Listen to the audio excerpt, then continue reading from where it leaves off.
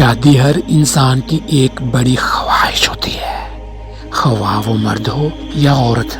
تاہم شادی کے بعد کے معاملات کا کسی کو کوئی علم نہیں ہوتا۔ اکثر اوقات بچوں کی پیدائش اور زیادہ یا کم بچے پیدا کرنے پر لڑائی جھگڑے شروع ہو جاتے ہیں۔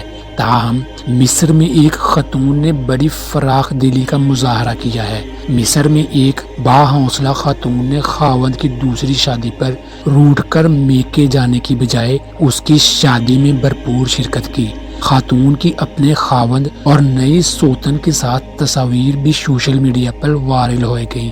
غیر ملکی میڈیا کے مطابق ان تصاویر کی تشہیر کے ساتھ ہی مصر میں آن لائن مردوں کی ایک سے زیادہ شادیوں کے موضوع پر نئی بحث بھی چھڑ گئی ہے۔ انسانی حقوق کے کارکنان اور خواتین کے گروپوں نے مرد کی دوسری شادی کو ظالمانہ فعل قرار دیا اور کہا کہ اس سے اسلام میں دوسری شادی کے تصور سے انحراف کیا گیا ہے، کیونکہ اسلام بیواؤں اور یتیموں کے تحفظ کے لیے ان سے دوسری شادی کی اجازت دیتا ہے اور ان کے لیے بنیادی شرط یہ عائد کرتا ہے کہ مرد اپنی بیویوں کے درمیان انصاف کرے گا اور کسی ایک کو دوسری پر ترجیح نہیں دے گا اور ان سے مساوی سلوک کرے گا۔